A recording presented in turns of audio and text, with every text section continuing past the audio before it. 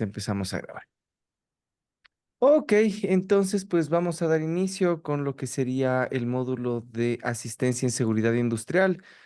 Hay que tener muy en cuenta que dentro de los parámetros que nosotros tenemos que estudiar cuando hacemos la certificación en el tema de asistencia en seguridad industrial, hay cuatro parámetros súper importantes. El primero es el tema de la legislación y normativa en seguridad y salud ocupacional. La segundo apartado sería el tema de cómo hacer identificación de peligros, análisis de riesgo, evaluación y control, y lo que sería también el tema de la planificación y respuesta ante emergencias. Entonces, voy a compartir pantalla, el tema de la pizarra para que usted lo pueda ver muchísimo mejor. Me comenta si lo puede ver. Muy bien. Perfecto. Entonces, este rato estamos ya compartiendo pantalla y vamos a ir conversando un poquito de las leyes. Ok. Todos los cumplimientos que nosotros tenemos que hacer, incluyendo esta certificación, está escrito en las leyes. Entonces, es súper importante que entendamos el por qué y qué nos exigen, porque en base a eso, seamos o técnicos, o nosotros seamos los propios que manejamos el tema de la seguridad de nuestra propia empresa, necesitaremos saber qué es lo que nos exigen para poder cumplir. Ya, y aquí hay un tema súper importante antes de empezar con este tema. Y es que cuando nosotros hablamos de seguridad industrial, es indispensable con las leyes saber el qué cumplo, el qué debo cumplir, ¿ya? Y esto sí, nos lo dice bastante bien en lo que serán las leyes ecuatorianas. Sin embargo, hay un parámetro que nos falta bastante y es el cómo cumplirlas. Yo no sé, a muchos de ustedes les debe pasar que deben decir, oye, pues debo cumplir con, qué sé yo, controlar todos los riesgos para trabajos en altura. Sin embargo, no tenemos un parámetro lo suficientemente técnico que nos permita decir el paso a paso. Esto nosotros lo conocemos como los procedimientos operativos básicos, como hacer una receta de un pastel, ¿ya? Entonces, vamos a este momento a hacer lo que sería la primera etapa, que es el que cumplir, y el que cumplir lo establecen las leyes del país. Ok. Entonces, pues vamos haciendo una pequeña introducción. Aquí voy a hacerles una pirámide. En esta pirámide nosotros vamos a tener los diferentes cuerpos legales. Esto es importantísimo que entiendan. Los cuerpos legales o las leyes en el país tienen jerarquía. Cuando yo hablo de jerarquía es que unas leyes mandan sobre otras y las leyes que las alimentan a las que están en la parte superior nunca, jamás en la vida pueden irse en contra de lo que dicen las leyes en la parte superior. Parte superior, entonces decimos que las leyes que están aquí arriba son las más importantes, ¿ya?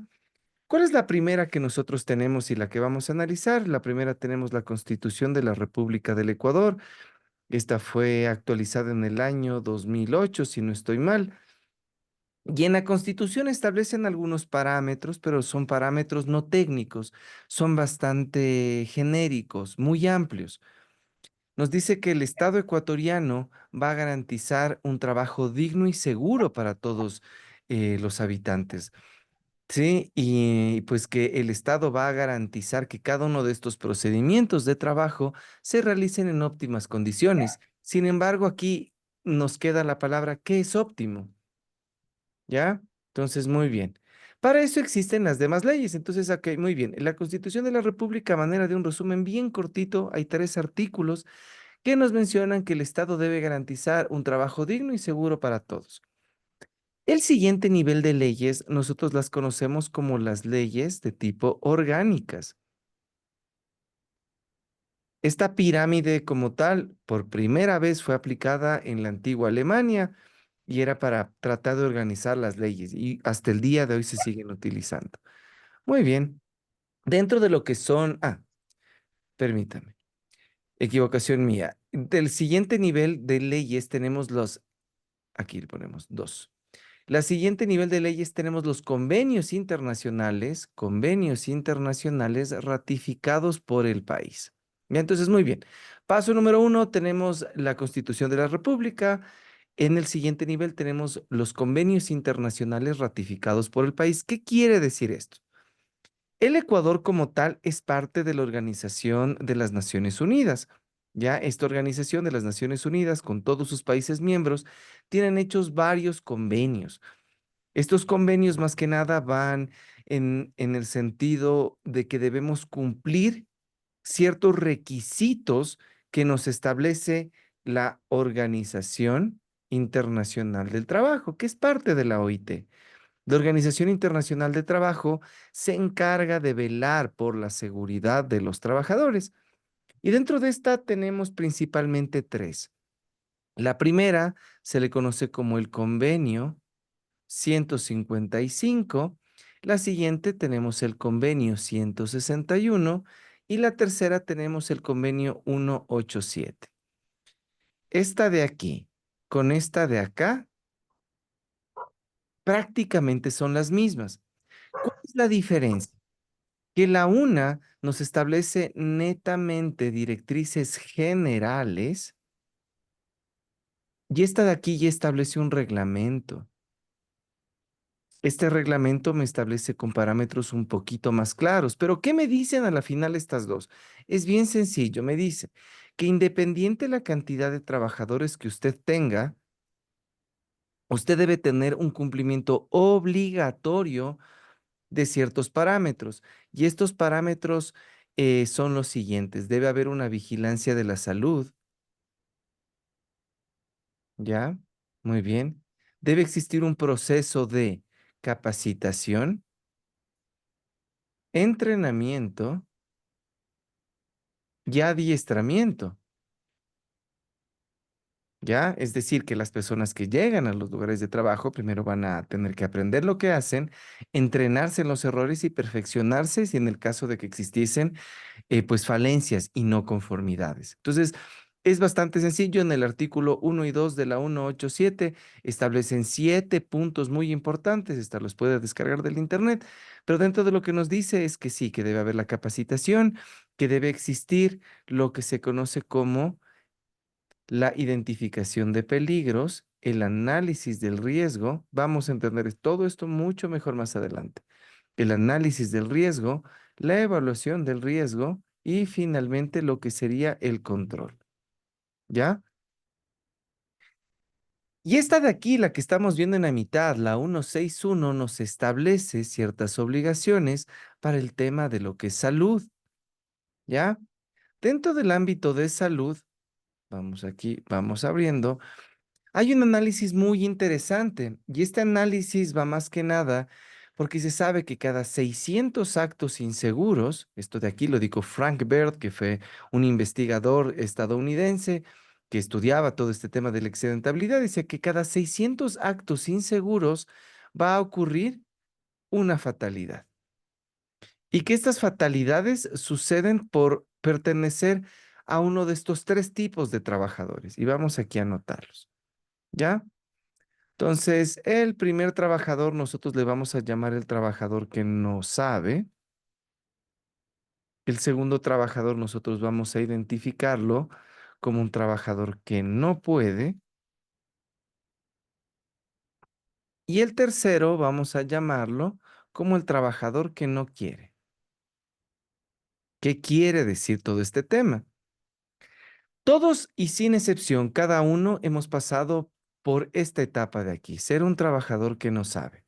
Un trabajador que no sabe es alguien que no tiene el conocimiento porque no ha pasado por este proceso. ¿De qué era? De capacitación, de entrenamiento y de adiestramiento. Es indispensable que previa a que una persona ingrese a realizar un trabajo, pase por este proceso. ¿Ya? Entonces, si yo a un trabajador lo mando a ejecutar un trabajo de alto riesgo y no sabe, es una persona que se va a accidentar. Vamos al siguiente grupo. Y aquí va más que nada lo que establece la 161. Este es realmente el fuerte que tiene esta normativa. Y me dice que existen ciertas características físico y psicológicas que existen en cada uno de los individuos y que dependiendo de estas características físico-psicológicas, el trabajador puede ser determinado como apto, sin restricciones, apto con restricciones que no limitan su trabajo. Siguiente tenemos apto con restricciones que sí limita su trabajo. Tenemos un no apto, que pongamos la letra A, y tenemos un aplazado. Vamos a entender qué quiere decir. ¿Ya? Antes de que ingrese el trabajador y que firme un contrato con el empleador, debe pasar por lo que nosotros conocemos por dos tipos de evaluaciones. Estas evaluaciones médicas están categorizadas. Entonces, vamos a colocarle aquí al médico, ¿ya? Imaginémonos que este panita es el médico, y el médico va a tener primer paso que hacer una evaluación clínica. En esta evaluación clínica, lo que tendrá que hacer es hacer una revisión del cuerpo de la persona, abrir una ficha médica con los datos principales del paciente y determinará cuáles son los exámenes que debe ejecutarse. ¿Qué tipos de exámenes hay? Aquí vamos a ponerle 2.1 y aquí vamos a colocarle 2.2. En el 2.1 nosotros tenemos los que conocemos como exámenes de muestreo. Y en el 2.2 tenemos los que conocemos como exámenes de cabina. ¿Qué es un examen de muestreo? Un examen de muestreo es cuando me toman una muestra de mi cuerpo, sangre, orina, heces. Hay ciertas circunstancias en las cuales tienen que, me imagino, por ejemplo, que hubiese una afección cutánea de la piel, deberán hacer un muestreo de piel. Entonces, ¿esto quién lo determina? El médico con evaluación clínica. Muestreo. Cabina. Tengo que pasar por un equipo en el cual me van a medir ciertas condiciones. Entonces, en este caso tenemos, por ejemplo, Esa es conocida, creo que como optometría, ¿no? sí, exacto. Entonces, dentro de cabina tenemos una evaluación de ojos, por ejemplo, con un optómetro. Tenemos para lo que sería el tema de oído, tenemos una sonometría, tenemos espirometrías para lo que sería ver la capacidad pulmonar de la persona.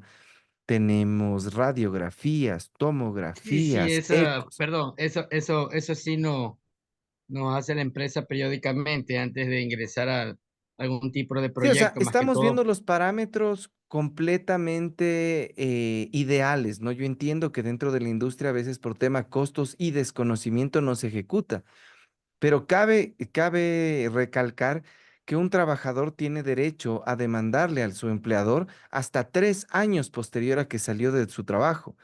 Y si salió de su trabajo con una afección, pues el empleador le va a tocar pagar mucho dinero. Entonces, a invertir en una gestión que aproximadamente todo este tema de estar en unos $85 por persona, a gastarse un par de miles de dólares por una demanda, pues prefiero gastarme los 85. Entonces, una vez que yo hice la evaluación clínica, saqué muestras, hice el tema de cabina, se genera lo que sería, vamos aquí a poner el punto número 3. Aquí hay una segunda revisión por parte del médico, aquí ponemos otra evaluación médica, y en esta evaluación médica va a decir el médico si la persona, esto présteme mucha atención, porque va a decir si la persona pertenece a cualquiera de estos grupos, ¿ya? En evaluación médica van a decir, ok, primer ejemplo. El trabajador es una persona apta sin restricciones. ¿Qué quiere decir? Un trabajador perfectamente sano que si ejecuta el trabajo de manera correcta, pues no va a sufrir ningún accidente. El segundo dice es un apto con restricciones que no limitan su trabajo. Entonces, imaginémonos mi trabajo. Mi trabajo es pues diseñar mallas, dar clases, dirigir, etcétera. Entonces, si yo tengo una lesión en un brazo, en una pierna, pues no me va a influir para mi trabajo. Entonces, este sería el segundo caso, ¿ya? Lo que sería el tercer caso, espérenme, ok. En el caso del tercer caso sería, imaginémonos que yo no tenga que este trabajo actual que yo tengo y que yo en realidad tenga que levantar material. Imaginémonos que yo soy albañil y tengo una lesión en mi pierna. Entonces, mi lesión en mi pierna me va a decir que yo tengo restricciones para levantar más de 25 kilogramos. ¿ya? Entonces, esa sería una persona apta con restricciones que sí limitan. Y este certificado de aptitud laboral debe detallar de manera clara, concisa y específica cuál es el tipo de restricción que la persona tiene. El siguiente es una persona no apta. Le voy a poner un ejemplo. Yo trabajé varios años para una constructora en la ciudad de Quito y en una etapa de la obra estábamos haciendo lo que sería el enlucido de las paredes exteriores del edificio. Había un trabajador que no había informado, el médico de la empresa no se dio cuenta porque no informó que la persona sufría de ataques de epilepsia. Entonces se imagina la persona haciendo enlucido de la parte exterior del edificio, sufrir una epilepsia, pues nos tocó llamar a los bomberos, tener un rescate complejo, etcétera. Entonces sería una persona no apta. ¿Quién lo determina? No el técnico, lo determina el médico. Y finalmente tenemos a la persona aplazada. La persona aplazada quiere decir que una vez que se haya cumplido estos pasos, el médico aún no tiene una resolución. Él todavía debe mandar más exámenes, debe hacer más evaluaciones y se le aplaza para una nueva evaluación. Entonces, esto principalmente. Segundo grupo, convenios internacionales que han sido ratificados por el país. ¿Ya? Muy bien, espero que haya quedado bastante claro. El siguiente sí ya es el que yo dije anteriormente que me había equivocado, que era las leyes orgánicas. Y las leyes orgánicas tienen un peso bastante grande en el país, porque las leyes orgánicas tienen que ser aprobadas por la Asamblea. Entonces, primero puede pasar un proyecto de ley, sea el Ejecutivo, que en este caso es el presidente, o puede ser por un incentivo ciudadano que manden un proyecto de ley a la asamblea y la asamblea como tal luego se encarga de aprobarlo, ¿ya? Entonces son leyes que son bastante importantes. Toda esta presentación, igual como está siendo grabada, usted va a tener acceso en el mismo link con la misma clave si desea verlas las veces que usted crea necesario. Entonces, como habíamos dicho, la siguiente que tenemos son las leyes de tipo orgánicas. Dentro de estas leyes orgánicas tenemos varias. La primera que tenemos aquí es el Código de Trabajo.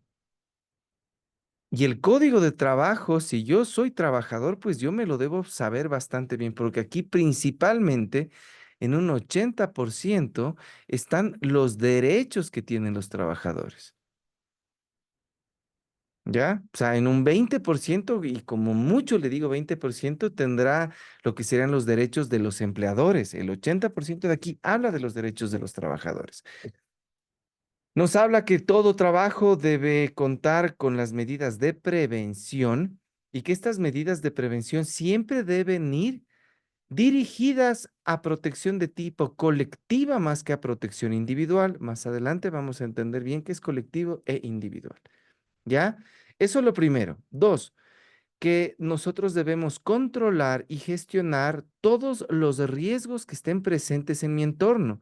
Pero para yo poder gestionar todos los riesgos que están en mi entorno, es indispensable hacer lo que nos establecieron las de acá arriba, que decía que debo identificar el peligro, analizar el riesgo, evaluarlo y controlarlo. Como les digo, más adelante van a entender muy bien este tema. Entonces, como les decía, 80% este tema para los trabajadores. ¿Qué más establece? Establece la obligación de contar con un reglamento interno de trabajo. Este reglamento interno de trabajo nos sirve para poder establecer las reglas del juego, porque aquí, como vemos, es todo para el trabajador.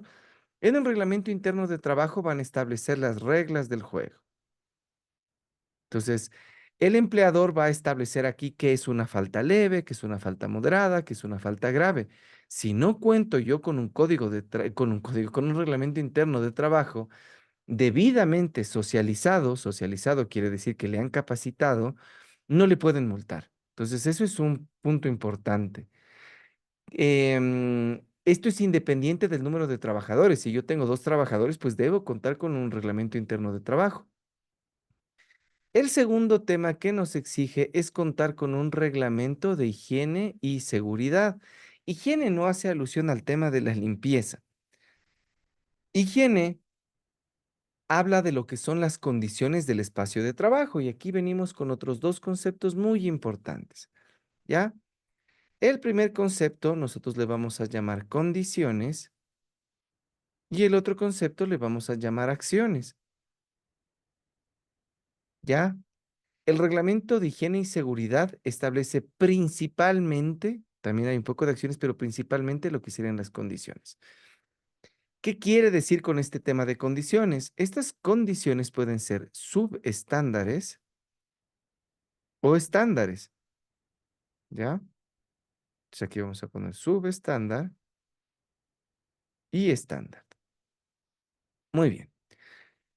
Cuando yo ingreso a un lugar de trabajo, hay características, ¿verdad? Tenemos toda la infraestructura física donde yo voy. Entonces, imaginémonos que yo estoy llegando a una obra y en esta obra existen varios huecos por los cuales yo me pueda caer. ¿Será una condición estándar o subestándar? ¿Qué dice? Es una condición subestándar. Perfecto, es una condición subestándar porque no cumple el estándar. ¿Y cuál es el estándar? El estándar, o sea, yo lo interpreto como que tendría que ser una obra, como dice, una condición estándar. O sea que como usted se refiere a los huecos, deberían estar señalizados, tapados, no haber, por ejemplo, líneas de energía que estén en Ya, pozos de perfecto, pero agua. sería bastante sui generis, sería bastante subjetivo simplemente decir que está bien y que está mal según el criterio de cada persona. Para eso existen leyes. Más adelante vamos a ver quién establece este tema de estándar y subestándar. Pero bueno, si subestándar quiere decir inseguro y estándar quiere decir seguro. Entonces, como decía, las condiciones tienen que ver con todo el tema de nuestro entorno. Si en el lugar de trabajo hay o no hay línea de vida, si en el lugar de trabajo tal vez existen o no existen atmósferas peligrosas, si las herramientas están en buen o mal estado, todo eso tiene que ver con las condiciones. Cuando hablamos nosotros del tema de acciones, nosotros hablamos del tema del comportamiento de una persona.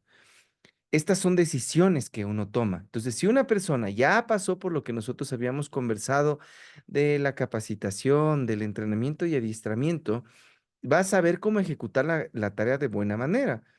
Y estas acciones también pueden ser o inseguras, subestándar o estándares seguras. Si yo me coloco, por ejemplo, el casco al revés o no utilizo el equipo de protección, sería una acción subestándar. Pero si la herramienta con la cual estoy trabajando, un taladro, por ejemplo, está en mal estado, esa como tal es una condición. Entonces, eso entendamos. Las condiciones no tiene injerencia el trabajador, por desgracia no lo puede decidir. Sin embargo, sobre las acciones sí lo hace. Y el reglamento de higiene y seguridad funciona para toda empresa que tenga más de 10 trabajadores. El anterior, pues, no tenía número de trabajadores. Entonces, eso principalmente con lo que establece el código de trabajo. ¿Ya? Muy bien. La siguiente que nosotros vamos a revisar, nosotros tenemos las leyes de seguridad social del país y pues es bastante interesante este asunto porque antes el IES era el ente que regulaba todo el tema de seguridad y de salud. Por primera vez se publicó el primer reglamento de seguridad y de salud en el Ecuador en el año 86. Y desde la fecha, pues ahí todo lo hacía el IES. Sin embargo, hace algunos años toda la injerencia pasó a manos del Ministerio de Trabajo. Entonces, vamos aquí a colocar. Muy bien. Entonces, la primera que habíamos visto se llamaba Código de Trabajo. El segundo nosotros les llamábamos las leyes de seguridad, sí, social. Y tenemos aquí dos. Tenemos el reglamento del Seguro General de Riesgos del Trabajo 513 y tenemos el reglamento de responsabilidad patronal 517 que me establece cada uno. En la 513 me principalmente se enfoca en lograr determinar causas. Y ahí me va a entender a qué me refiero con este tema de causas. Lo que sucede es que cuando existen accidentes no existen culpables, existen causales.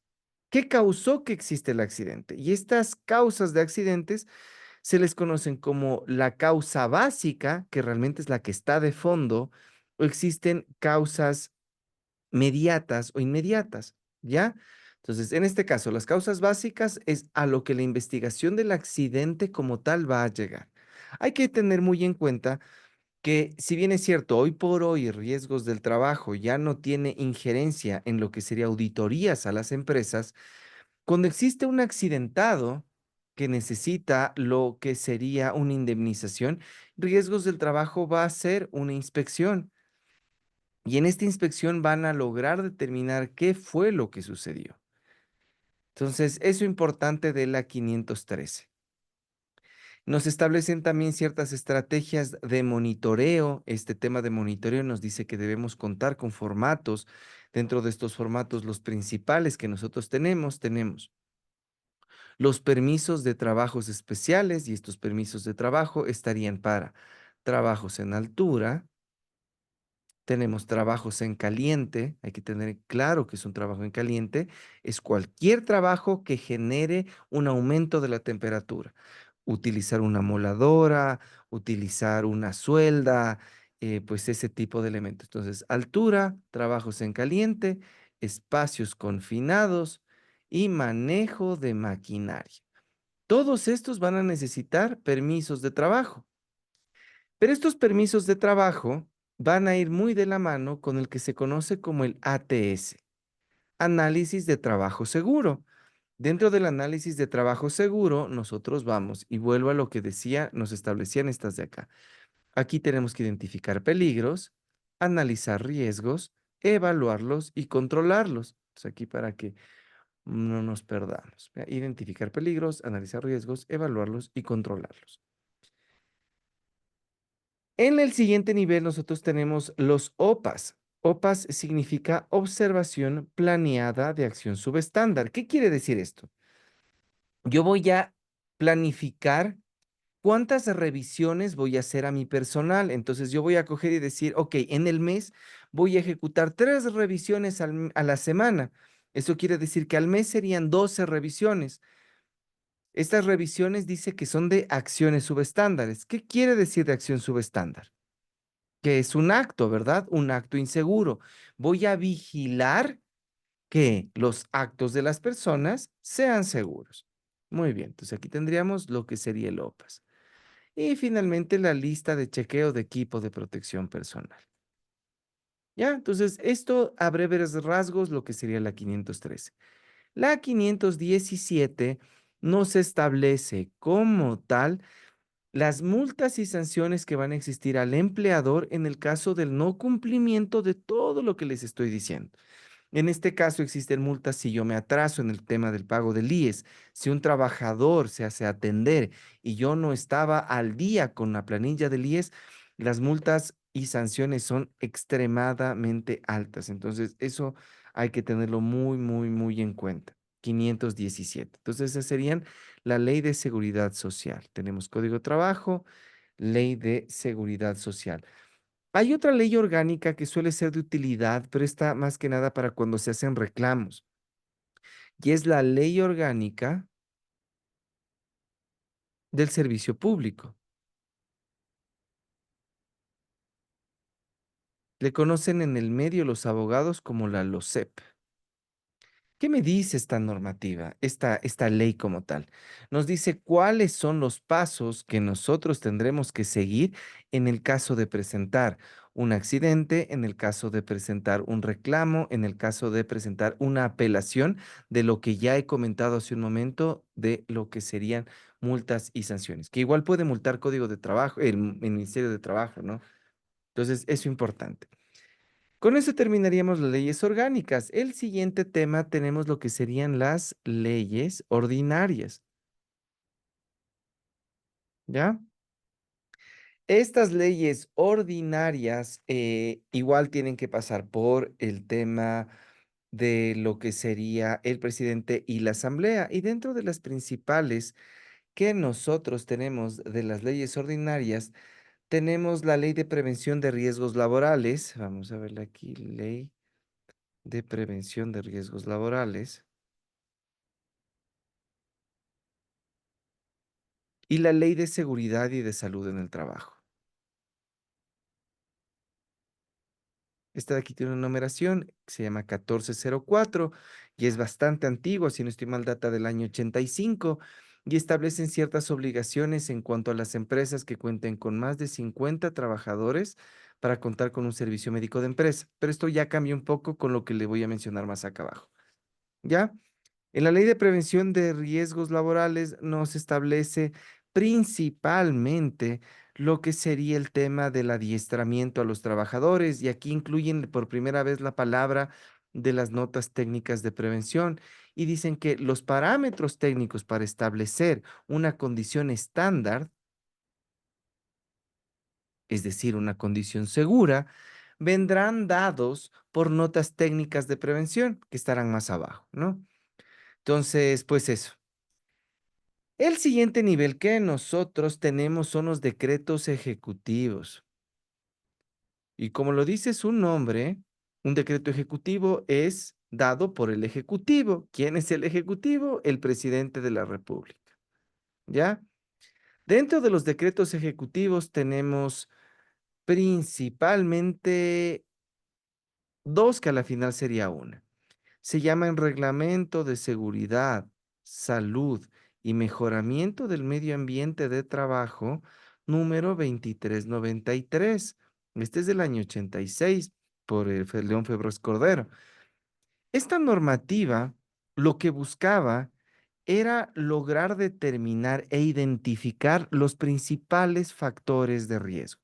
Hay que entender que existen un montón, o sea, los peligros son casi infinitos y cuando ya ahondamos y tratamos de evaluar los riesgos, necesitamos clasificarlos. Entonces, en esta de aquí, pues empezaron hablando ya de los factores de riesgos físicos, mecánicos, ergonómicos, ¿ya? Y nos daba ya ciertos rangos y parámetros máximos permisibles. Entonces, por ejemplo, nos decía en la 2393, en el capítulo 6, que una persona máxima pudiese exponerse a 86 decibeles en un espacio, en un entorno laboral. ¿Ya? Entonces, es importante esta 2393. Para ahondar un poco más, deberíamos abrir la ley y les invito a que lean un poquito porque en el capítulo 6 establecen los parámetros máximos permisibles para este tema.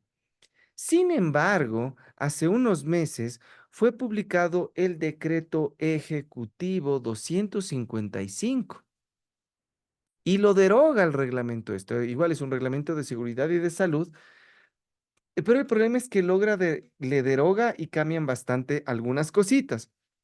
¿Qué cositas cambian? Esto es importante que lo entendamos. En el 255 establecen por primera vez lo que es el teletrabajo.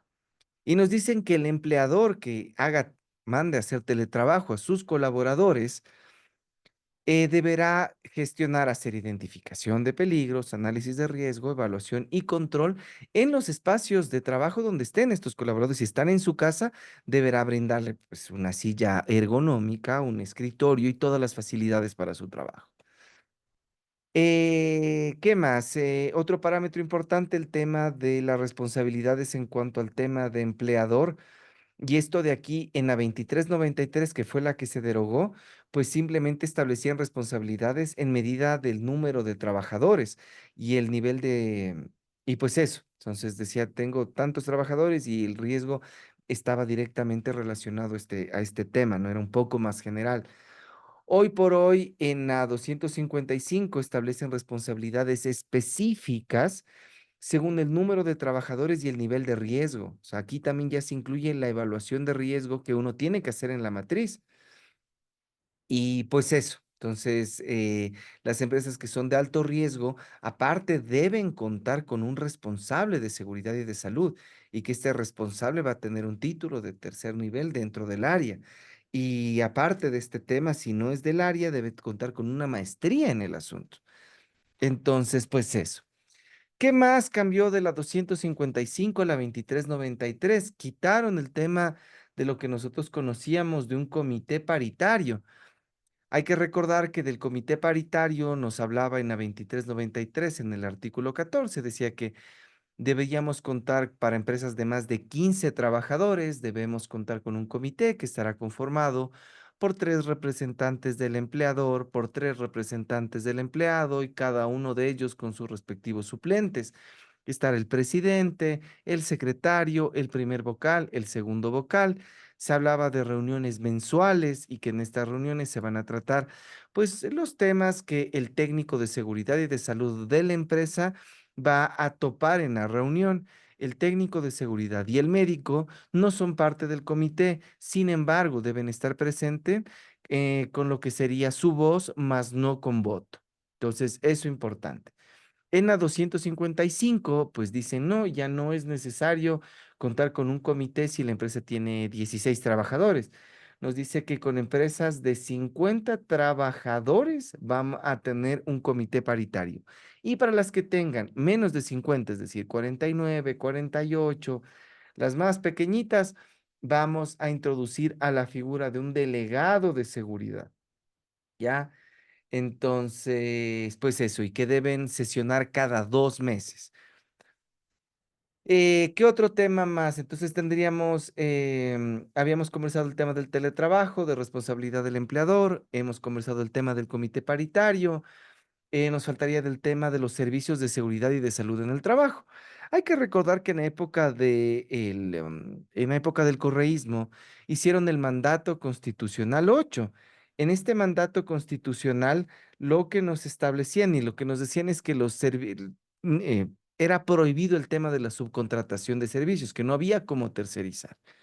Ya, pero nos hemos dado cuenta que con el tiempo pues no era una estrategia muy bien pensada, una estrategia inteligente, porque el técnico y el médico generalmente uno busca gente demasiado competente, porque debe ser alguien un ingeniero muy técnico.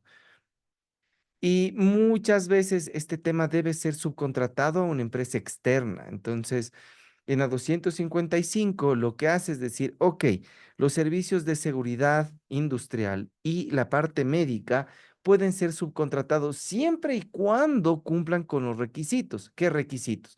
Que sea un profesional formado dentro del ámbito de la seguridad y de salud en el trabajo. Dentro del técnico, este técnico deberá contar con un título de ingeniería en seguridad y de salud. Ingenieros industriales son las 2 carreras de pregrado que se aceptan y cualquier carrera de pregrado más una maestría de seguridad y de salud puede ser otra de las opciones. No aceptan diplomados, entonces pues eso sería complejo para las empresas y por eso es que se cambió ese asunto. ¿Qué más? El tema de la clasificación de los riesgos laborales. En la 2393 únicamente teníamos el riesgo mecánico, químico, físico y biológico. Tendríamos estos 4. En la 255 tenemos una clasificación más amplia. Se incluye y el tema ergonómico y psicosocial. Realmente yo aquí me quedé con un mal sabor de boca porque hubiese sido ideal que establezcan rangos máximos permisibles. Y es lo que yo comento, ¿no? Siempre las leyes nos dicen qué cumplir, pero no el cómo. Y el cómo necesito parámetros numéricos, técnicos, para poder saber.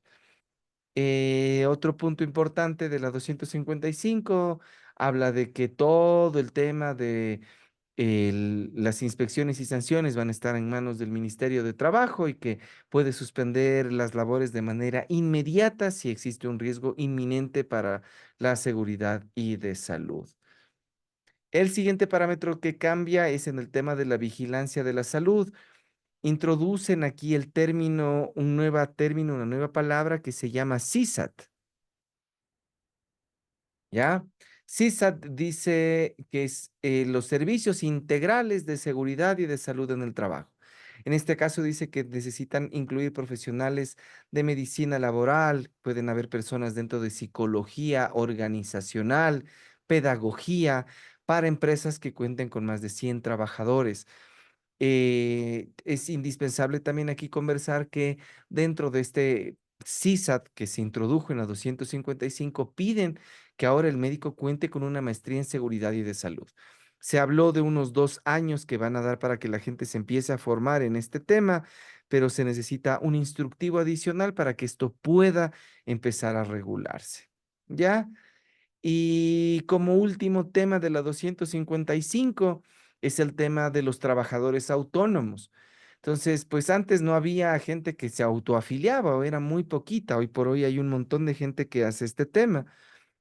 Entonces, pues eso, ¿no? En el artículo 2 de la 255 establece que existe la obligación también de incumplimiento de seguridad y de salud de todos los puntos que hablé anteriormente, de todos, todos, todos, para los autoempleados. Es decir, que si yo estoy solito en mi casa trabajando, pues me pudiesen multar si algo me pasa. No, no le encuentro mucho sentido, pero bueno, es lo que hay, ¿no? Entonces, eso en cuanto a lo que serían las leyes, los decretos ejecutivos, que serían los principales. Lo siguiente que tenemos lo que son los reglamentos. Ya, y los reglamentos son emitidos principalmente por los ministerios. Yo aquí principalmente me enfocaría en dos. O sea, hay unos cuatro, pero dos serían los principales.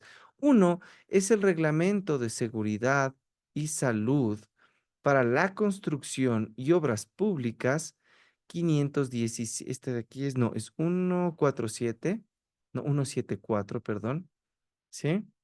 Reglamento de Seguridad y Salud para la Construcción y Obras Públicas 174 y tenemos el Reglamento de Seguridad y Salud para las Instalaciones Eléctricas. Ese es el Acuerdo Ministerial 017, ¿ya? Que nos establecen como tal parámetros un poquito más específicos.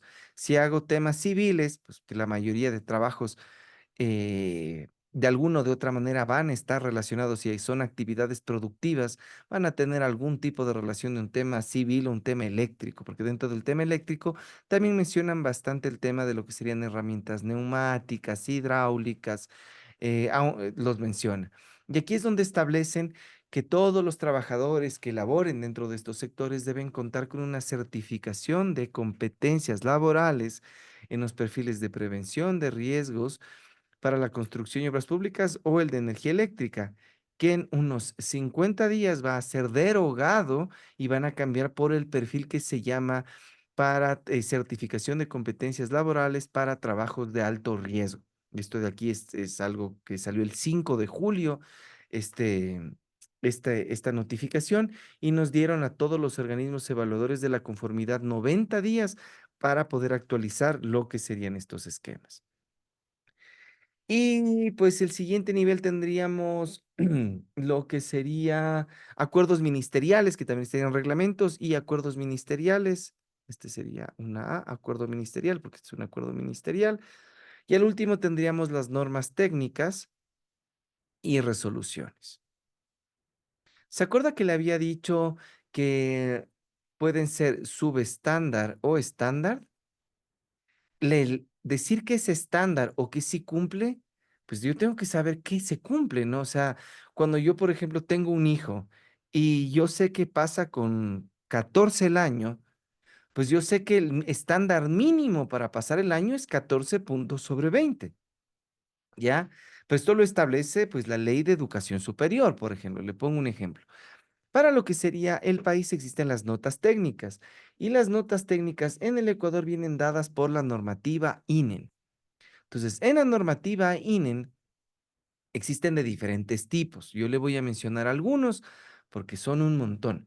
Entonces, las principales creo que tendríamos, vamos aquí a colocarles, tendríamos las normativas de la INEN. Dentro de la INEN, una de las primeras sería la 439, que es el tema de la señalización en los ámbitos laborales. Nos establece cómo utilizar colores, símbolos, tamaños, ubicación, ¿ya? Existen de dos tipos. Tenemos la 439.1 y la 439.2, ¿ya?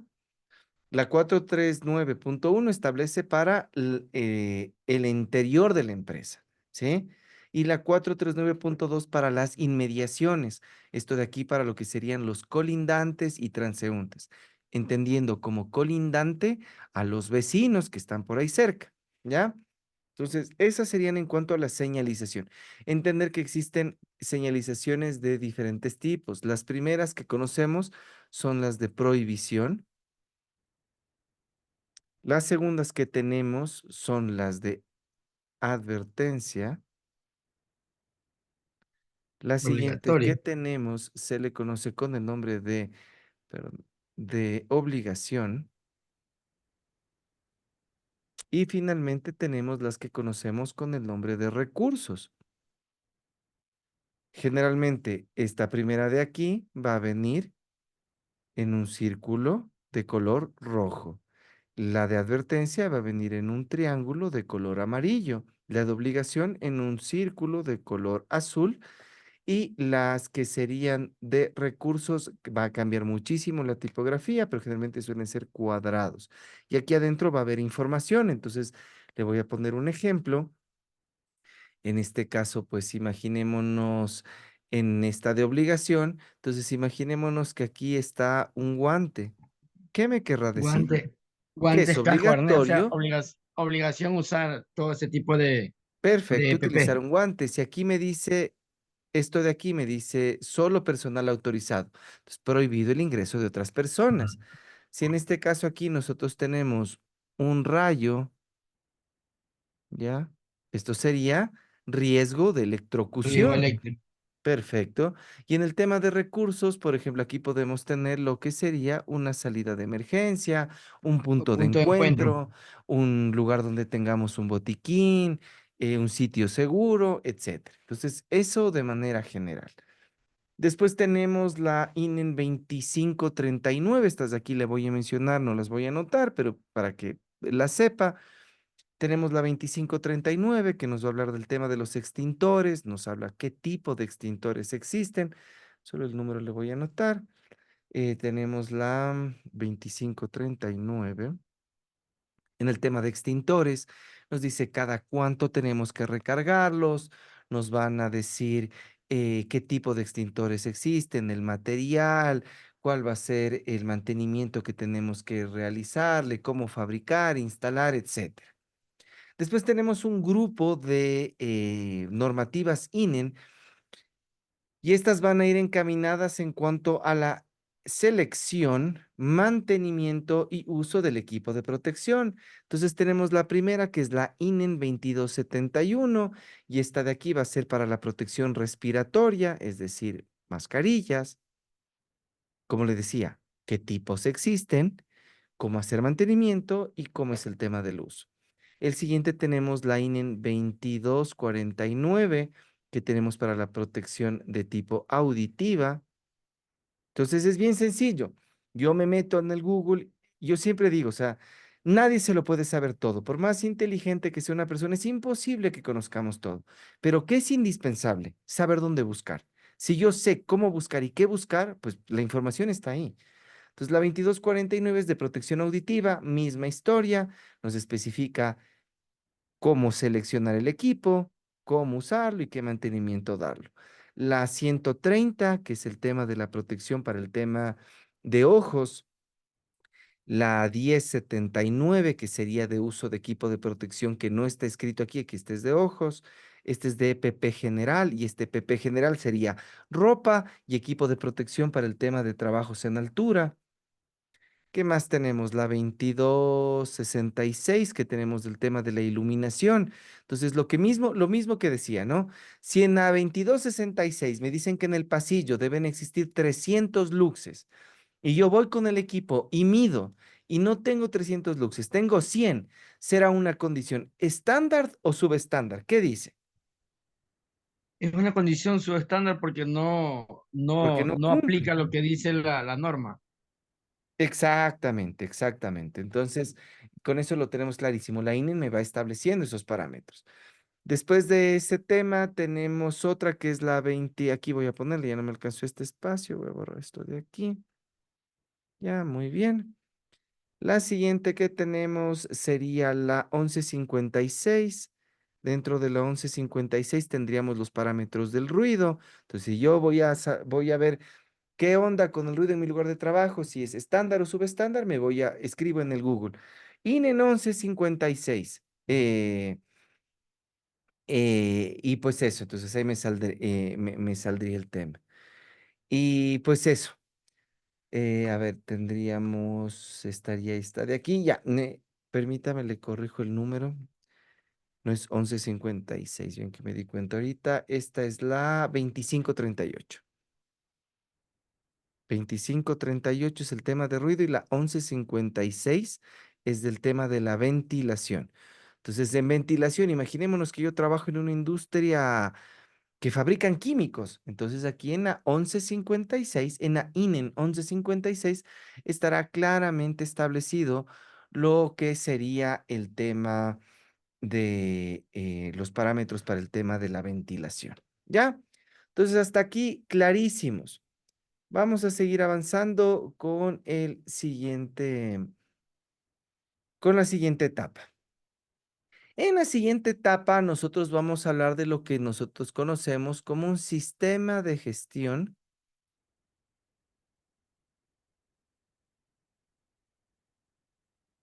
en seguridad, salud en el trabajo.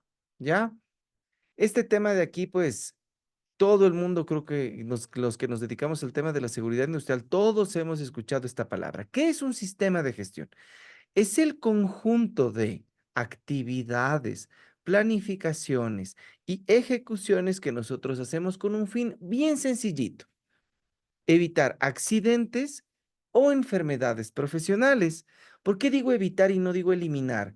Porque se ha visto, según la estadística, que es casi imposible evitar accidentes o enfermedades. Es bien difícil, es bien, bien complejo. Podemos disminuirlas en una gran medida. Pero ya vamos a ver más adelante que pese a que apliquemos estrategias de control, existe una pequeña posibilidad y probabilidad de que aún exista un accidente, porque existe un componente humano y el humano se equivoca, ¿ya? Entonces, eso indispensable. Y que esto existe como una mejora continua. Entonces, este tema funciona de esta manera. Empiezo ejecutando una identificación de peligros. La siguiente etapa es ejecutar un análisis del riesgo. La siguiente etapa es evaluar el riesgo. La siguiente etapa es controlar. Y aquí en este control yo mido y veo qué pasó. Y esto es cíclico, porque como le digo, peligros son casi infinitos. Para lo cual, para entender todo esto, empezaremos definiendo qué es un peligro y qué es un riesgo. Creo que esto los técnicos de seguridad lo debemos saber de memoria. Por primera vez de manera contundente fue escrito esto en la OSA 18001. Y primero le voy a decir la definición que dice en la OSA 18001 y después hacemos ejemplos para entenderlo. Un peligro es una fuente o situación con un potencial de causarme un daño. Y un riesgo es la probabilidad de que este peligro se materialice. ¿Qué quiero decir con esto? En todo momento, a cada instante y en todo lugar existen un montón de peligros, porque es una fuente o una situación. Si yo voy caminando por la calle y hay perros ladrando, los perros van a ser el peligro. Sin embargo, cuando yo me acerco a este perro, que es el peligro, ese peligro deja de ser un mero peligro, porque el peligro solo no me hace daño. Ese peligro se convierte en un riesgo. Entonces, es mal dicho cuando yo digo voy a medir el peligro, porque los peligros no se miden. El número infinito no es posible medirlo, porque son demasiados. Y aquí le puedo poner un ejemplo, hasta en el lugar que estoy, que es un lugar muy cómodo, pero le puedo decir que aquí puedo tener varios peligros o fuentes o situaciones. Fuentes puede ser de ruido, de iluminación, de temperatura, hay un montón de fuentes. Pero si yo me expongo, es el momento que eso se convierte en un riesgo. Entonces, paso número uno, identifico los peligros. Todas esas fuentes. Si estoy, por ejemplo, trabajando en una obra donde están utilizando un rotomartillo, entonces, ¿cuál sería el peligro?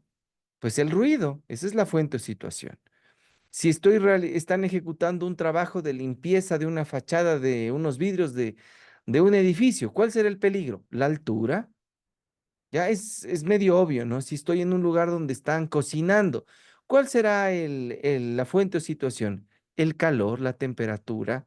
Si estoy en un lugar donde tengo, no sé, una atmósfera con químicos, ¿cuál será el peligro? La atmósfera. Entonces, es sí la fuente de dónde nace. El siguiente paso que tenemos que ejecutar se conoce como el análisis del riesgo.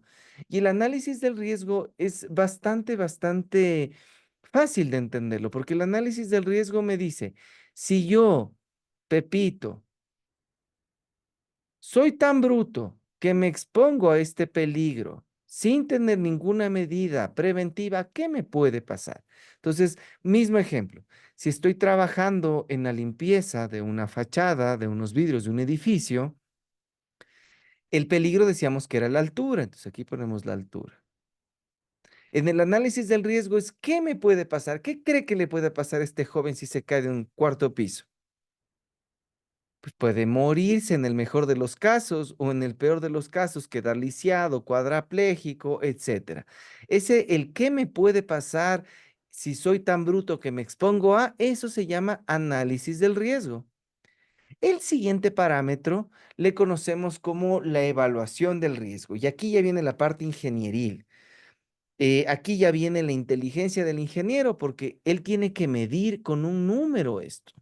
Debe haber un valor numérico que me logre establecer qué tan grave o qué tan buena o mala sea la situación. Existen diferentes estrategias para evaluarlas. Existe el método simplificado, le voy a anotar método simplificado del Instituto Nacional de Seguridad e Higiene en el Trabajo de España, en el cual únicamente se compara la probabilidad de que ocurra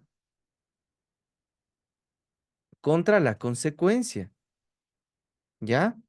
Entonces, la probabilidad dice que puede ser o baja, o media, o alta. Y la consecuencia puede ser levemente dañina, dañina o extremadamente dañina. Entonces, en lo que dice el método simplificado, esto es para hacer una matriz de riesgos. Y una matriz de riesgos es el primer paso que yo tengo que ejecutar de manera obligatoria para nosotros poder decir qué tan bien o qué tan mal está la situación y qué actividades requieren una atención prioritaria. ¿Ya? Entonces, muy bien. Vamos a ir definiendo. Una probabilidad baja es que usted en el país o en personas cercanas nunca ha escuchado ese tipo de accidente. ¿Ya? Le voy a poner un ejemplo, que una persona se haya caído haciendo una fundición de metal, que se haya caído, qué sé yo, en el pozo donde se funde el metal. Pues he escuchado en otros países, pero aquí no ha pasado. Probabilidad baja. Probabilidad media. Usted en el entorno de trabajo sí ha escuchado. Alguien que se cayó. Sí, es algo como mega normal. O sea, bueno, por desgracia en el país como mega normal, ¿no? Y el tercero sería una probabilidad alta. Es algo que le ha pasado hasta algún colega cercano suyo, qué sé yo, que se cortó, que pisó un clavo, algo que suele ser medio cotidiano, ¿ya? Entonces ahí selecciono si es bajo, medio o alto. Después tengo el tema de la consecuencia. Y la consecuencia puede ser levemente dañina, dañina o extremadamente dañina. Levemente dañina. Si me pasa el accidente y yo puedo regresar a mi lugar de trabajo el mismo día sin ninguna consecuencia. Ejemplo, estoy caminando y me tropiezo. Puede ser que me rasmille un poco las rodillas, me lastime un poco, voy al servicio médico, me dejan como nuevo y yo puedo seguir mis labores. Levemente dañino. Siguiente nivel tenemos el tema de Danino. En el tema de Danino, nosotros vamos a ver lo que sería que necesito sí o sí, lo que sería una evaluación médica. Me van a dar días de reposo. Voy a tener hasta unos 15 días de reposo para recuperarme, pero tarde o temprano voy a regresar a mi lugar de trabajo con las mejores condiciones. Y finalmente tenemos el extremadamente dañino. Y en este caso, usted nunca, jamás en la vida va a poder regresar a su trabajo. Perdió un brazo, perdió una pierna, perdió la vida, ¿ya? Entonces, pues eso. Esta matriz de riesgo se va ejecutando cada una de estas matrices por cada actividad. Entonces, primero yo voy a colocar lo que sería la tarea en conjunto. Entonces, qué sé yo, voy a poner poniendo el ejemplo de una constructora, ya voy a poner el tema de los albañiles, ya cuadrilla de albañiles, actividad de mampostería. Dentro de mampostería hay varias actividades, entonces una sería el tema de transporte de material. Para transporte de material tengo que ejecutar esta tablita. Para la siguiente actividad, para de mampostería, tendríamos, qué sé yo, preparación de mezcla. Y para preparación de mezcla tengo que hacer esta tablita. La siguiente sería ya armado de paredes, qué sé yo, armado de paredes. Y en armado de paredes, misma historia. Siguiente tema, enlucido, misma historia. ¿Y cómo funciona esta tablita? Entonces empecemos. El primer nivel que nosotros tenemos cuando la probabilidad es baja y la consecuencia levemente dañina, se le conoce como un riesgo de tipo trivial.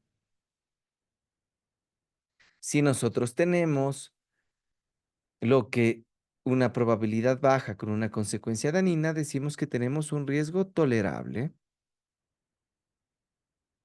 Si tenemos una probabilidad baja y extremadamente dañino, nosotros decimos que tenemos un riesgo moderado. Y desde aquí ya tenemos que hacer cosas. Desde moderado, trivial y tolerable, pues no es tan imprescindible hacerlo.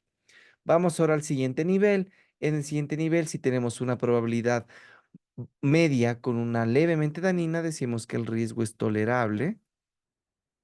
Si tenemos media y dañino, nosotros decimos que el riesgo va a ser moderado.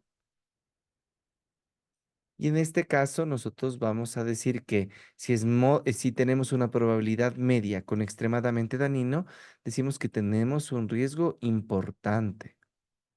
¿Ya? Y aquí misma historia, le bajamos hacia allá y decimos que si tenemos una probabilidad alta y una consecuencia levemente dañina, tenemos lo que sería un riesgo moderado. Alta y dañino, nosotros tenemos lo que sería un riesgo importante. Y si tenemos una probabilidad alta y una consecuencia extremadamente dañino, decimos que tenemos un riesgo intolerable. ¿Ya?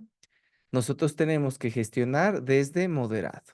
Entonces se gestiona en moderado, se gestiona importante y se gestiona intolerable. En este orden, primero esto de aquí, segundo este de acá y tercero este de acá. ¿Por qué no todos?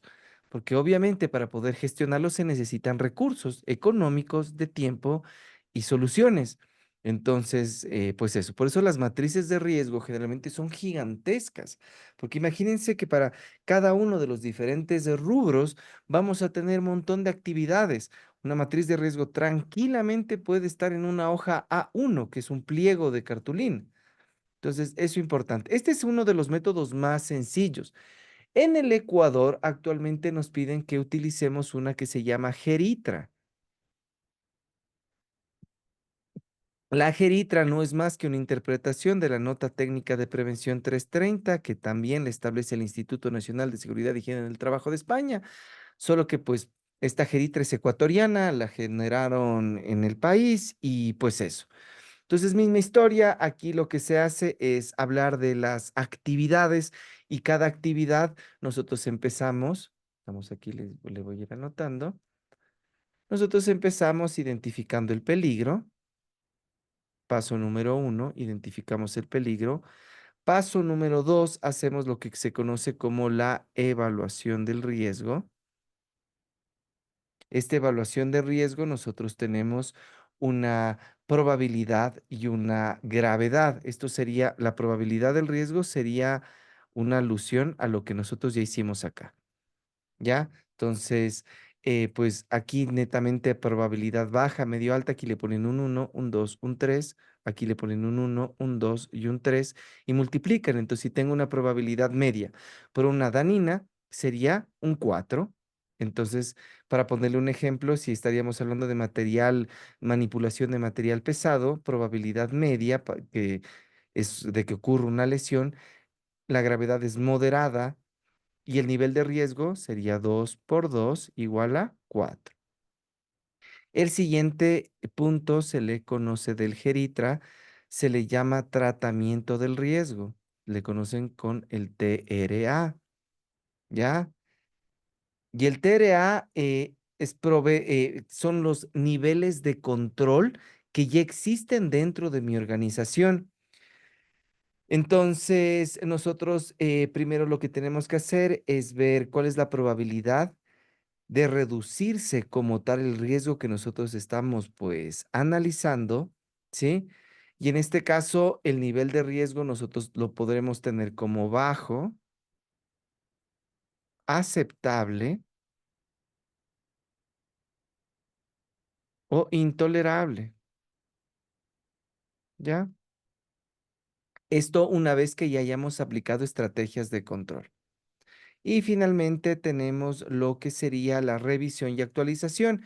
Pero como le digo, esto de aquí es un poquito más técnico, pues no iría tanto para el caso, pero para que sepa que la matriz Geritra es netamente una evolución de la que yo le acabo de enseñar, que se alimenta a su vez del tema. Pero es indispensable que nosotros podamos evaluar y saber el nivel de gravedad que tenemos. Y finalmente tenemos las estrategias de control. Las estrategias de control que estarían dentro de este grupo de aquí. Para el tema de las estrategias de control, vamos a borrar todo esto para que podamos entender. Entonces, vamos a ver, creo que preferible borro solo esta parte. Y entonces, a ver, mi querido colega, nosotros este instante hemos visto cómo es la identificación de peligros, hemos visto cuál es la evaluación del riesgo. Y este momento, ya vimos que era la evaluación del riesgo y este momento vamos a conversar un poco acerca del control. Y esta es la parte ya más divertida. Entonces, hemos visto como la parte más tediosa y la parte más tediosa pues es lograr determinar qué tan grave o no está la situación para poder pues actuar de manera inmediata. En este caso, cuando nosotros hablamos del control, vamos a colocarlo con otro control, con otro color. Nosotros aquí utilizamos otra pirámide y esta se llama pirámide de jerarquía de controles. Esta pirámide de jerarquía de controles fue establecida en la ISO 45001 y son 2 años desde que se publicó en el registro oficial, así que es bastante actual la información que está recibiendo. Dice que cuando yo ya tengo evaluado riesgos y estos riesgos pues son o moderados, son importantes o intolerables, es obligación del empleador solucionar y controlar esta situación. Y dice que existen diferentes estrategias. Dice que existe la estrategia de eliminación. Nos habla de que existe la estrategia de sustitución. Nos habla de una estrategia que se conoce con el nombre de ingeniería. Nos establece una estrategia que se conoce como una estrategia administrativa y me establece la estrategia de equipo de protección. Y me dice que siempre, siempre y todo un siempre, yo necesito ir desde abajo hacia arriba. Es decir, primero me preocupo de las estrategias de más de la base de la pirámide y al último me preocupo de las de acá. ¿Por qué? Porque la estrategia de eliminación tiene un 100% de efectividad. Si yo elimino la fuente y si elimino la fuente, ya no existe accidente.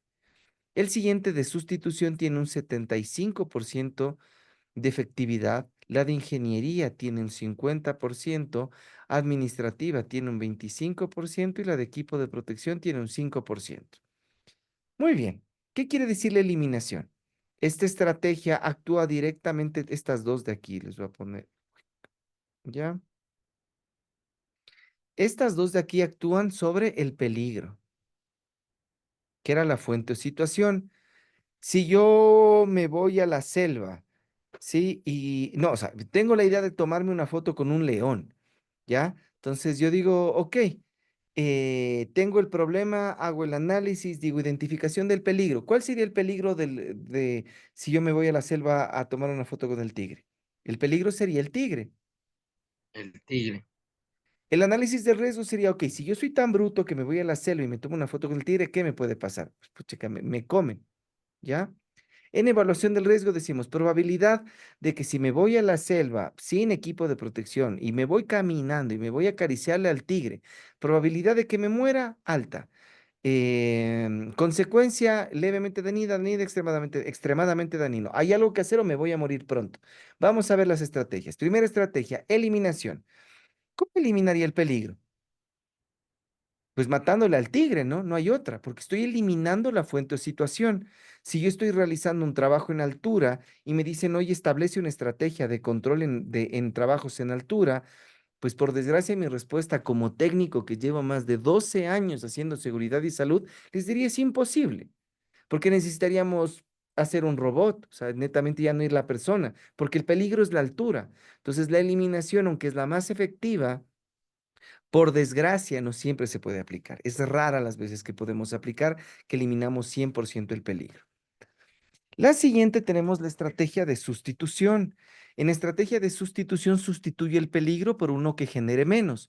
Entonces, en vez de irme a tomar una foto con el tigre, pues no sé, me va a tomar una foto con el gato, ¿ya? Porque pues disminuye bastante. En el caso de que haríamos un trabajo en alturas con una escalera, en vez de hacerlo con la escalera, en vez de utilizar la escalera, que sería la fuente o situación, ¿por qué no utilizar un andamio? Ya, esa sería una estrategia excelente de sustitución. Si yo estoy en una obra y están utilizando para cortar el deck, para antes de fundir la losa, están utilizando una moladora para cortar el deck y genera un montón de ruido, pues ¿por qué no sustituyo la moladora por plasma y empiezo a cortar las planchas de deck únicamente con plasma para no generar ruido? ¿Ya? O qué sé yo, tengo una herramienta que está funcionando en mal estado y genera mucho ruido, pues ¿por qué no la cambio por una que genere menos? Eso es sustitución. ¿Ya? Entonces, esta de aquí sí suele ser un poco más factible utilizarla, pero claro, se necesitan bastantes recursos. Ahora vamos con la de ingeniería, que es la que más se utiliza en el Ecuador y en el mundo entero. Las estrategias de ingeniería es diseñar elementos que me ayudan a controlar por dónde se transmite el peligro. Y esto le conocen con el nombre de medio. Este actúa en el medio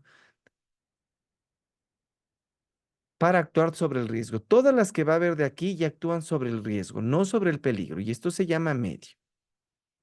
Estrategias de ingeniería, por ejemplo, estoy en una obra y en la obra pues yo coloqué barandillas, balaustres, sargentos, horcas anticaída, mallas anticaída, qué sé yo, si tengo ductos interiores, yo tapé los ductos con mallas, coloqué mallas mosquiteras para evitar caída de escombros.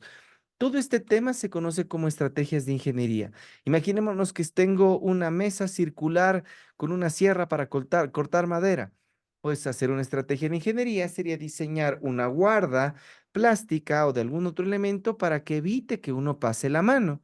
Entonces, esa es una de las estrategias que más se utiliza, es bastante efectiva, 50% de efectividad. Ingeniería también sería colocar una línea de vida, colocar puntos de anclaje que sean estandarizados, etcétera. El siguiente se conoce como una estrategia administrativa y principalmente viene destinada a que socialicemos con las personas todos los peligros y riesgos que están en mi espacio laboral. Y para eso, ¿con qué nos ayudamos? De señalización. No hay que decir señalética porque es una palabra que no existe. Entonces ya habíamos visto la señalización, bajo qué normativa INEN nosotros la teníamos, si no estoy mal era la 439.1 para lo que sería la parte interior del lugar y la 439.2 para lo que serían las inmediaciones. Entonces, primero el tema de la parte de señalización. Segundo, en la parte administrativa, el tema que habíamos conversado hace un rato, del tema de la capacitación, entrenamiento y adiestramiento del personal. Es indispensable, usted este instante lo está haciendo. La estrategia administrativa es capacitarse, ¿ya? Y pues eso, ¿no? Entonces, dentro de estrategias administrativas, otro tema importante sería establecer procedimientos operativos estándares de trabajo. Le cuento uno, por ejemplo, tenemos la estrategia para cuando hago instalaciones eléctricas. Entonces, recordemos el procedimiento para ejecutar una instalación eléctrica. El paso cero que yo siempre digo sería uno, o sea, paso cero, preferible decirle, identificar el diagrama unifilar de la instalación eléctrica, ver en el plano cuáles son las fuentes de alimentación. Dos, sería desconectar la fuente de alimentación eléctrica. ¿Sí? Sería el primer paso. El segundo paso sería como tal verificar la ausencia de tensión. ¿Con qué verifico la ausencia de tensión? con un multímetro, con una pinza amperimétrica, puedo utilizar una cámara térmica. Hay que recordar que la electricidad, del momento que pasa por un conductor, genera fricción. Esta fricción se le conoce como el efecto Joule, y el efecto Joule como tal lo que ocasiona es que aumente la temperatura. Entonces, por eso sí podemos utilizar lo que se llama una cámara térmica. Y pues eso, ¿no? Entonces, ese sería el siguiente paso. El tercero es colocar a tierra y en cortocircuito.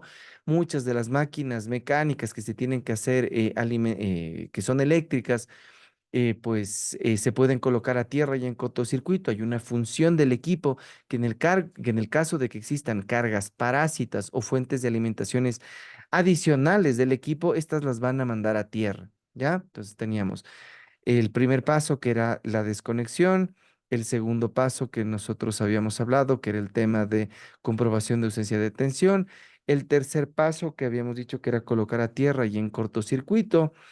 El siguiente paso, nosotros vamos a hacer un bloqueo del sistema utilizando candados, y finalmente hacer un etiquetado de este sistema.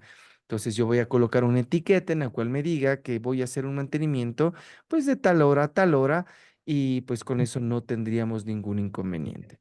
Y finalmente tenemos lo que hablamos del equipo de protección. El equipo de protección tiene una efectividad, por desgracia, del 5%.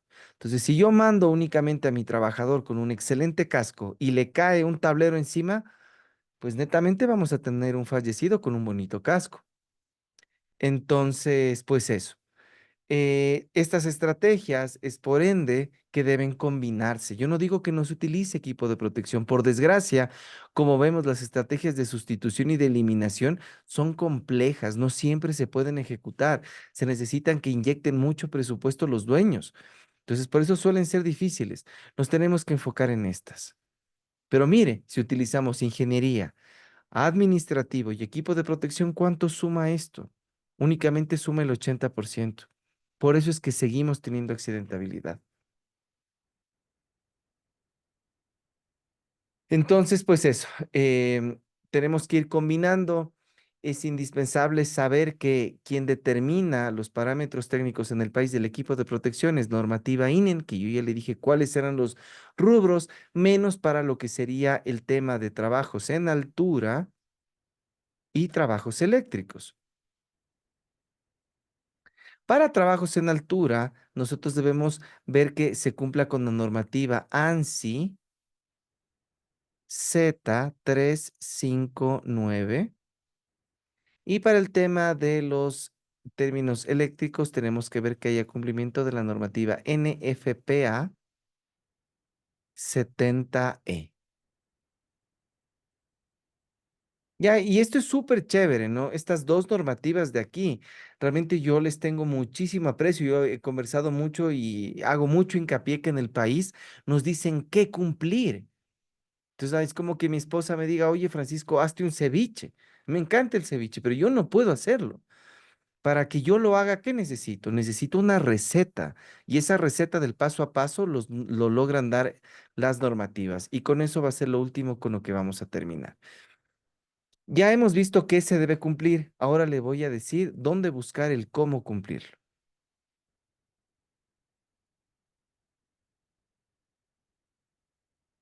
El cómo cumplirlo vienen dadas por lineamientos internacionales. Estos lineamientos internacionales, le voy a colocar aquí un par. Tenemos los del Instituto Nacional de Seguridad e Higiene en el Trabajo de España, que les conoce como NTP. Entonces, por ejemplo, usted en el buscador coloca NTP, mallas anticaída. Y en el buscador le va a salir una NTP, no sé, este número me estoy inventando, no es que sea así, pero dice NTP 301, malla anticaída, y le va a decir todos los parámetros técnicos de cómo se debe cumplir, cada cuánto se deben anclar, cuál es el tipo de nudo que tenemos que hacer en cada uno de los amarres. Es muy específico, ¿ya?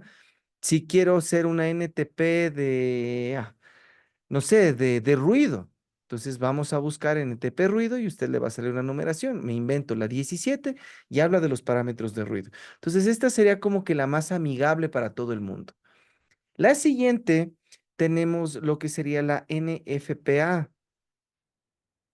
Este me va a hablar principalmente de los temas de fuego, ya para los que serán los planes de emergencia y contingencia que se tiene que aprobar para los bomberos y también para el tema eléctrico. A mí me gusta bastante la NFPA 70E, que son el tema de instalaciones eléctricas de manera general, baja, media, alta tensión, establece bien clarito cómo seleccionar el equipo de protección, le dice estas 5 reglas de oro que yo le mencioné hace un momento, le va diciendo extremadamente detallado qué es lo que debe cumplir, cómo lo debe cumplir, el paso a paso. Las siguientes son las normativas ANSI. Esta es americana, es gringa, esta gringa, española. Entonces aquí tenemos las normativas ANSI-Z y hay un montón. Hay ANSI-Z para trabajos en altura, que es la que a mí más me gusta, es la 359. Y la 359 tiene punto uno, punto 2, punto 3. Se publicó hasta la anterior semana la 12ª ya. Entonces aquí me dice, por ejemplo, cómo debo estandarizar y cómo debo colocar un punto de anclaje. Me dice eh, qué sé yo, me dice cómo tengo que hacer el mantenimiento del equipo de protección personal, me dice cómo debo templar una línea de vida, cómo colocar una línea de vida horizontal, cómo colocar una línea de vida horizontal. O sea, es extremadamente completa, completa, completa. Entonces, pues eso. Entonces, ¿usted cómo la busca? Como es IZ359. Estas de aquí son pagadas, por cierto, pero en el medio, pues le invito a que busque. Hay versiones antiguas. Por ejemplo, yo tengo una del 2017, de esta de aquí que ya es libre, del ANSI Z359. Hay una que tiene hasta el punto 8, que data del año 2019, que son libres. Si lo quiere buscar, pues bastante bien. Y la última sería la ACGIH. Y esta es la última con la que vamos a conversar. La CGIH es una organización americana, igual gringa, que nos logra establecer los TLBs. ¿Qué es un TLB? Está en inglés. En inglés, pues la traducción al español sería un valor umbral límite. ¿Qué me quiere decir? Me dice que si yo me expongo a una cierta sustancia química, existen valores máximos permisibles. Le pongo un ejemplo. Cuando yo estoy trabajando haciendo una limpieza de una cisterna, hay un gas que se suele producir. Cuando yo no limpio mucho tiempo una cisterna, generalmente se meten bacterias y estas bacterias producen gases. Uno de estos gases es el ácido sulfídrico y el ácido sulfídrico es un gas que aparte de inflamable es tóxico. La ACGIH me dice, ok, pana, ¿quieres trabajar en lugares que tengan exposición a químicos? Yo te voy a establecer los valores máximos permisibles y tenemos TLBs de diferentes tipos, ¿ya? Entonces tenemos el TLB normal, o que le suele decir TLB-AW, entonces que en el cual nos va a establecer el valor. Este de aquí es una concentración que viene en partes por millón, a la cual si yo trabajo todos los días durante 8 horas, no voy a tener ningún problema. Me va a hablar de un valor que se conoce como el TLB Steel. Y es el valor en el cual yo máximo me puedo exponer 15 minutos en una jornada laboral. En cuanto se mide, igual en partes por millón. Para esto yo necesito equipos de medición, no lo puedo hacer con los ojos. Después tengo un TLB que le conocen como TLB Ceiling. Y este va a ser el valor en partes por millón al cual si llega yo tengo que evacuar. Y existen las tablas de la ACGIH para cuanta sustancia usted se imagine.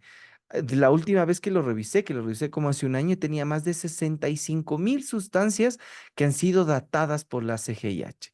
Y nos establecen esos valores. Entonces nos dicen, oye, si vas a trabajar en esto, tienes que ir con un equipo de medición de gases, de atmósferas. También existen, por ejemplo, para lo que sería material particulado. Entonces, lo que sería el polvo, ¿no? Entonces, también todo esto nos da la ACGIH. Entonces, pues eso. Uy, perfecto. Entonces, mi querido colega, eso sería el último componente del tema de la asistencia en seguridad industrial. Esta presentación ha sido grabada. Yo voy a subirle ya a la plataforma web. Agradecerle por su tiempo. No es tan importante saberse todo, sé que es un montón de información bastante técnica, pero va a tener acceso a lo que sería la plataforma.